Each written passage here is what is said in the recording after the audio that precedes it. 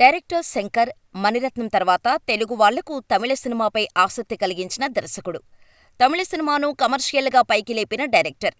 ఎంతో మంది 80s, 90s కిడ్స్కి స్టార్ డైరెక్టర్. స్టార్ డైరెక్టర్గా ఇప్పుడు రాజమౌళి అందుకుంటున్న జేజేలు శంకర్ తన సినిమాలతో ఎప్పుడో అందుకున్నాడు. సామాజిక సమస్యలను తన సినిమాలకు ప్రధాన కథావస్తువులుగా మార్చుకుని సోషల్ ప్రాబ్లమ్స్కి కమర్షియల్ హంగులు అద్ది మాస్ అండ్ క్లాస్ ఆడియన్స్ని మెప్పించటంలో శంకర్కు సాటి ఎవరూ లేరు. దక్షిణాది సినిమాలతో హోల్ ఇండియా మాట్లాడుకునేలా చేసిన దర్శకుడు శంకర్. పాన్ ఇండియా సినిమా పదానికి మొదటి torch bearer. Baahubali, KGF, Pushpa సినిమాల కంటే ముందు హిందీలో హిట్స్ కొట్టిన డైరెక్టర్ శంకర్. కానీ ఇదంతా గతం. ప్రస్తుతం శంకర్ ఫామ్ తగ్గింది. తీసే ప్రతి సినిమాలో శంకర్ మ్యాజిక్ మిస్ అవుతుంది. అసలు శంకర్కేమైంది? ఆయన సినిమాలు ఎందుకు దెబ్బకొడుతున్నాయి? శంకర్ సినిమాలు మిస్ఫైర్ అవ్వడానికి కారణమేంటో తెలుసుకుందాం. శంకర్ తమిళనాడులోని కుంభకోణంలో ఆగస్టు 17, 1964లో షణ్ముగం, ముత్తులక్ష్మి దంపతులకు జన్మించాడు. సినీ పరిశ్రమకు రాకముందు సెంట్రల్ పాలిటెక్నిక్ కాలేజీలో మెకానికల్ ఇంజనీరింగులో డిప్లొమా పూర్తి చేశారు. అయితే చిన్నతనం నుంచి శంకర్కు నటుడు అవ్వాలని కోరిక ఉండేది. వసంతరాగం, సీత ఇలా కొన్ని సినిమాలతో యాక్టర్గా కెరీర్ స్టార్ట్ చేశాడు శంకర్. ఇలా సినిమాలు చేస్తూనే శంకర్ నాటకాలు సొంతంగా రాసి ఫ్రెండ్స్తో కలిసి ప్రదర్శించేవాడు.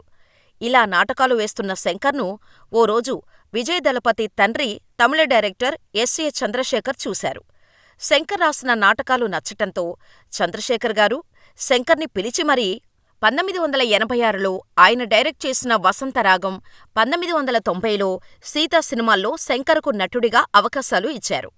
ఆ పాత్రలకు పేరు రాలేదు, ఇక లాభం లేదు అనుకున్న చంద్రశేఖర్ గారు శంకర్ని నాకు అసిస్టెంటుగా చేయమని అడిగారు. అందుకు ఓకే చెప్పిన శంకర్ అసిస్టెంటు డైరెక్టర్గా కెరీర్ స్టార్ట్ చేశారు. రాజేష్ ఖన్నాతో తీసిన జై శివశంకర్ మూవీతో మంచి పేరొచ్చింది. ఆ తర్వాత కొన్నాళ్లపాటు పవిత్రన్ దగ్గర కూడా అసిస్టెంటు డైరెక్టర్గా పనిచేశారు శంకర్. చివరికి తానే డైరెక్టర్ అవ్వాలని డిసైడ్ అయ్యాడు. డైరెక్టర్గా సొంత ప్రయత్నాలు మొదలుపెట్టారు. అలా మలయాళం, తమిళ్లో సినిమాలో తీసే కుంజుమన్ కేటికి శంకర్ కథ వినిపించాడు. శంకర్ చెప్పిన కథ ఆయనకు బాగా నచ్చేసింది. హీరోగా ఎవరనుకుంటున్నావ్ అంటే కమల్ హాసన్ పేరు చెప్పాడు శంకర్.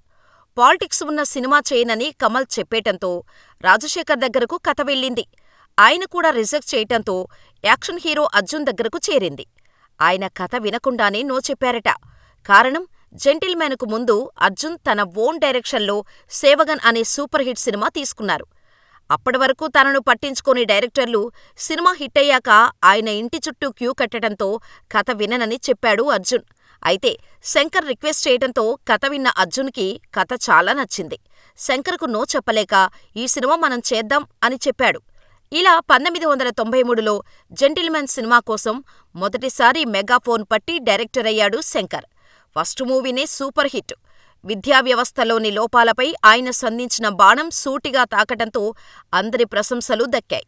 పైగా ఫస్ట్ సినిమా రోజాతోనే నేషనల్ అవార్డు కొట్టిన ఏ.ఆర్. రెహమాన్ మ్యూజిక్ డైరెక్టర్గా ఉండటంతో జెంటిల్మ్యాన్ తమిళనాడు వ్యాప్తంగా సెన్సేషన్ క్రియేట్ చేసింది.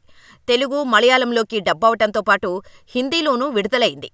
ఈ జోష్తో శంకర్ ఆ వెంటనే ఒక లవ్ స్టోరీని తీసుకున్నారు. అయితే ప్రేమికుడు రొటీన్ లవ్ ఎంటర్టైనర్గా అనిపించలేదు. అంతవరకు డాన్సులతో అదరగొట్టిన ప్రభుదేవాలో ఎంత సీరియస్ నటుడున్నాడో, ఎమోషన్స్ను ఎంత అద్భుతంగా పండించగలడో చూపించి అందరినీ ఆశ్చర్యపరిచారు. టెర్రరిజం టచ్ కూడా ఇవ్వటంతో కొత్త ఫ్లేవర్ వచ్చింది. ఇక కమల్ హాసన్తో తీసిన భారతీయుడు ఓ సెన్సేషన్. లంచగొండితనంతో దేశం ఎలా నాశనమవుతుందో చూపారు. ఇక రోబో చూశాక అందరికీ మతులు పోయాయి. ఇలాంటి ప్రయోగాలు హాలీవుడ్లో మాత్రమే జరుగుతాయనుకున్న ఇండియన్ ఆడియన్స్కి శంకర్ మనమేం తక్కువ కాదని నిరూపించాడు. నిజాయితీపరుడు ఒకరోజు పాలించినా ఎంత మార్పు వస్తుందో ఒకే ఒక్కడిలో చూపించిన తీరుకు జనం ఫిదా అయ్యారు. అలక్ష్యం ఎంత ప్రమాదకరమో అపరిచితుడు ద్వారా చెబితే వారెవ్వా అన్నారు. జీన్స్ ద్వారా ప్రేమను సరికొత్తగా చూపించిన తీరు ప్రేక్షకులకు తెగనచ్చింది. కొందరు బాయ్స్ సింపుల్ జీవితాల్ని ఎంతో స్పెషల్గా మార్చేసిన విధానం మెప్పించింది. విదేశాల నుంచి స్వదేశాన్ని బాగుచేయాలని శివాజీ పడిన తపనని తెరకెక్కించిన శైలి గొప్పగా అనిపించింది. ఒక్క మాటలో చెప్పాలంటే ప్రతి సినిమాలోనూ శంకర్ ముద్ర ఖచ్చితంగా ఉంటుంది. ఇది శంకర్ సినిమా అని బల్లగుద్ది చెప్పినట్టుంటుంది. అందుకే ఆయన మేకింగ్ స్టైల్కి అందరూ ఫ్యాన్సే. ఇలా 2010లో తన కలల ప్రాజెక్టు రోబోని విడుదల చేశారు శంకర్. సూపర్ స్టార్ రజనీకాంత్, ఐశ్వర్యారాయ్తో తీసిన ఈ సినిమా బడ్జెట్ 132 కోట్ల రూపాయలు. అప్పటికే శివాజీతో తను క్రియేట్ చేసిన రికార్డులను తిరగరాశాడు శంకర్. రోబో సృష్టించిన సునామీ అంతా ఇంతా కాదు. ప్రపంచవ్యాప్తంగా విడుదలైన రోబో ఏకంగా 290 కోట్ల రూపాయల కలెక్షన్లు కొల్లగొట్టింది. శంకర్ గురించి తెలియని వాళ్లంతా ముక్కును వేలేసుకునేలా చేశారు. ఆ తర్వాత ఏ ప్రాజెక్టు చేస్తారా అని అంతా ఆశ్చర్యంగా చూస్తున్న టైంలో తన మీదున్న హైపును తనే తగ్గించుకునేలా కెరీర్లో ఫస్ట్ టైం ఓ రీమేక్ ఒప్పుకున్నారు. బాలీవుడ్లో సూపర్ హిట్ అయిన 3 ఇడియట్స్ హక్కులు తీసుకుని తమిళంలో నన్బన్, తెలుగులో స్నేహితుడు తీశారు శంకర్. ఈ ఒక్క సినిమానే శంకర్ కెరీర్లో అనుకున్నంత స్థాయిలో ఆడని సినిమా. ఈ రీమేక్ నుంచే శంకర్ సినిమాలు నిరాశపరుస్తున్నాయి. ఆ తర్వాత విక్రమ్తో కలిసి ఐ సినిమాను తీశారు శంకర్. సినిమాకు మిక్స్డ్ టాక్ వచ్చినా కలెక్షన్లు మాత్రం కుమ్మేశాయి. దాదాపుగా 250 కోట్ల రూపాయలు వసూలు చేసింది ఐ మనోహరుడు. తిరిగి తనకు ఇష్టమైన రోబో ఫ్రాంచైజీలో 2.0 పేరుతో రోబో సీక్వెల్ తీసి మరోసారి దేశవ్యాప్తంగా బజ్ క్రియేట్ చేశారు. 2.0 ఏకంగా 570 కోట్ల రూపాయల బడ్జెట్లో శంకర్ తీస్తే ప్రపంచవ్యాప్తంగా 800 కోట్ల రూపాయలు కలెక్షన్లు సాధించింది. ఆ తరువాత భారతీయుడు 2 సినిమాకి కూడా మిక్స్డ్ టాక్ వచ్చింది. కలెక్షన్స్ పరంగా కూడా అంత పాజిటివ్ టాక్ వినిపించలేదు. ఆ తర్వాత గ్లోబల్ స్టార్ రామ్ చరణ్తో గేమ్ చేంజర్ సినిమాను 2025 జనవరి 10న సంక్రాంతి బరిలోకి దింపాడు. కానీ గేమ్ చేంజర్ సినిమాకు కూడా భారతీయుడు 2కి వచ్చినట్టే మిక్స్డ్ టాక్ వస్తోంది. మరి లాంగ్ రన్లో ఏం జరుగుతుందో వేచి చూడాల్సిందే. ఇదిలా ఉంటే మొదటి నుంచి శంకర్కు భారీ బడ్జెట్ సినిమాల డైరెక్టర్ పేరు వచ్చేసింది. జెంటిల్మ్యాన్ సినిమాకు అప్పటి వరకు ఓ తమిళ్ సినిమాకు పెట్టని ఖర్చు పెట్టారు. ఆ తర్వాత ప్రేమికుడులో బడ్జెట్ అనిపించినా సీజీ వర్క్స్ చేయించటం వల్ల బాగా ఖర్చయింది. ఆ తర్వాత భారతీయుడు విదేశాల్లో షూట్ చేయించారు. ఇక జీన్స్ సంగతి సరే. అప్పటి వరకు ఇండియన్ సినిమా చూడని గ్రాఫిక్స్ ను పాటల కోసం ఖర్చు పెట్టించారు శంకర్. కళ్ళు చెదిరిపోయే గ్రాఫిక్స్ గురించి చాలా సంవత్సరాలు మాట్లాడుకుంటూనే ఉన్నారు ఫ్యాన్స్. ఒకే ఒక్కడు హిట్ తర్వాత దాన్ని హిందీలో నాయకు పేరుతో రీమేక్ చేశారు శంకర్. అక్కడ అది అంతగా ఆడకపోవటంతో శంకర్ అంటే కొంచెం భయం ఏర్పడింది తమిళ ప్రొడ్యూసర్స్లో. అందుకే తను కమల్ హాసన్తో ప్లాన్ చేసుకున్న రోబో కథను వాయిదా వేసుకున్నారు శంకర్. సిద్ధార్థ్, జెనీలియాతో తక్కువ నిర్మాణ వ్యయంలో బాయ్స్ సినిమా తన టాలెంటు, తన గ్రాఫిక్స్లో లేదని, తన టేకింగులో ఉందని మొత్తం ఇండస్ట్రీకి చాటి చెప్పారు శంకర్. విక్రమ్తో అపరిచితుడు లాంటి భారీ హిట్ కొట్టిన తర్వాత రజనీకాంత్తో శివాజీ తీశారు. అందుకోసం 60 కోట్లు ఖర్చు పెట్టారు. 15 సంవత్సరాల క్రితం 60 కోట్లు అంటే ఇప్పుడు మార్కెట్ ప్రకారం అది 300 నుంచి 400 కోట్ల రూపాయల బడ్జెట్తో సమానం.